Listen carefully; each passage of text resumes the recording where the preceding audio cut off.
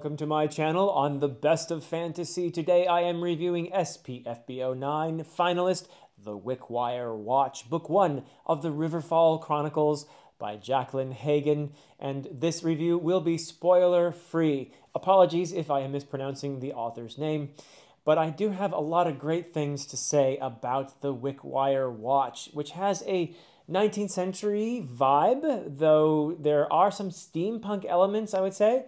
It leans a little bit more on magic and the otherworldly than I'm accustomed to seeing from steampunk, and I absolutely love it. There are essentially, I think, in this world, two types of people. One type that has magic, and the other that uses technology.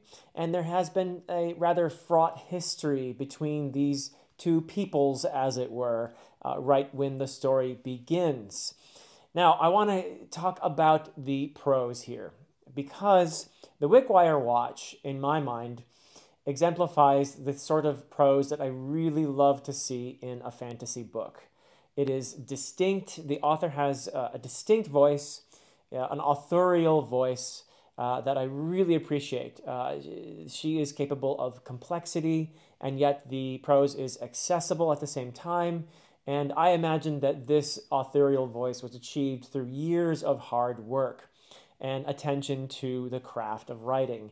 And I can't say that every book I've read for SPFBO has been this sophisticated in terms of the prose. In fact, I would say that the vast majority of the books I read have really good prose, solid prose, very accessible and very competent. But this really does stand out to me as an example of really great prose, how an author can steep a reader in a story through a certain voice that she has worked very hard. I believe this book shows a lot of hard work. So I just loved the prose. I have nothing but great things to say about that. Also, the characters are distinct as well. I mean, great prose does help you to create really vivid, great characters, and that is certainly the case here. I would go as far as to say that some of the characters, particularly the protagonist, is positively Dickensian, and this is a major compliment coming from me. I do admire Dickens a lot, but I would also even venture to say that Jacquelyn Hagen manages to take this Dickensian element but make it a little more real, because Dickens' characters are vivid and wonderful, but they're flat for the most part, almost symbolic in many cases, which is not at all a negative. But Dickens wrote flat characters, vivid, interesting, but tended to be very one-dimensional, tended to be dominated by a certain trait. Jacquelyn Hagen has made this character feel Dickensian, but at the same time, the main character, the protagonist is who I'm referring to here, but at the same time has made this character actually complex and multidimensional. So he leaps right off the page. Really enjoyed getting to know this character, who has a very clear voice of his own, very distinct from the other characters.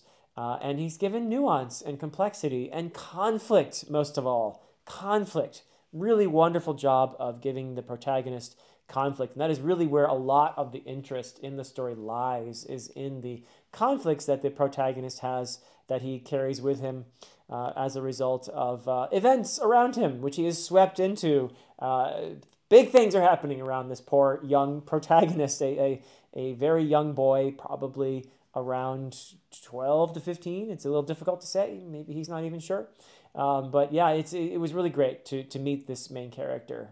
Really enjoyed that. Plus, there are some great secondary characters as well. A certain newspaper editor, very effective part in the story. Also, very much the mysterious leader of a group of fugitives. That was a very compelling character as well. I want to know more about these characters. I'm very invested in some of them. And so really great job with the characters as well. Now, the structure of the book is where I might have some criticisms, but I want to preface that by saying that a lot of these criticisms are really boiling down to the fact that this is book one of a series. I think you have to keep that in mind when you're talking about the structure of the Wickwire Watch. There's obviously more to come. There's a lot of setup being done in the Wickwire Watch for what I imagine is going to be a series. It is the Riverfall Chronicles, book one. So that is something to keep in mind. when I voice these slight criticisms.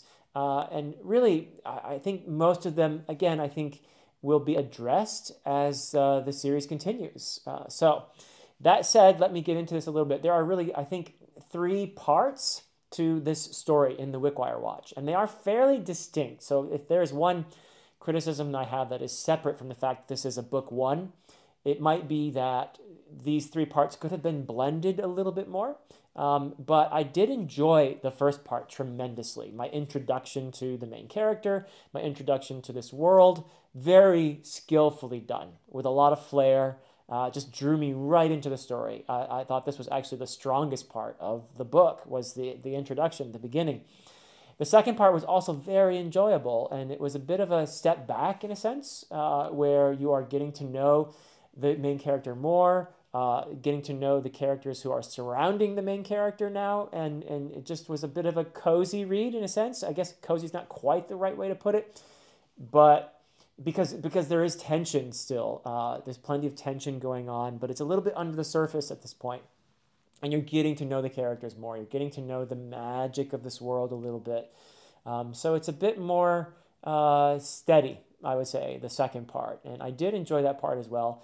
And I even liked the third part, where things get really crazy. And it was slightly chaotic, though. I would say of the 3 parts, for me anyway, the third part was the weakest. But again, I think that is probably due to the fact this is a book 1, and what I believe Jacquelyn Hagen is doing with the third part is getting the reader ready for the next book and upping things a lot, because that third part gets crazy, gets chaotic. A lot of new things are just sort of thrown at the reader, and I think that's deliberate. I believe that a lot of that is preparing the reader for what's to come in book 2, which I imagine expands things a lot, and I would imagine that there's a lot of craziness in book 2 of the series. So yeah, it felt a little out of control, maybe the third part, but I could see that being very deliberate as well. So that's my semi-criticism, I guess, if you will. But again, with the level of prose that this story has, I choose to put my faith in the author at this point, and I'm quite confident that if I were to read book 2, I would feel much better about the third part particularly. So yeah, this was a really strong read for me. I enjoyed it very much, and I have a rating system where it's 1 to 2 is where I would say that this is a deeply flawed story that needs a ton of work. 3 to 4 would be for me a book that has some clear virtues to it, but has also has a lot of flaws, needs a lot of work. A 5 to 6 is something that I really enjoyed, a lot of good qualities to it, solid storytelling. And a 7 to 8 is where I am really impressed. I am deeply impressed in some way by this book. And a 9 to 10, that is going to be one of my all-time favorites. That is going to be put up there with my very favorite reads that I've ever encountered.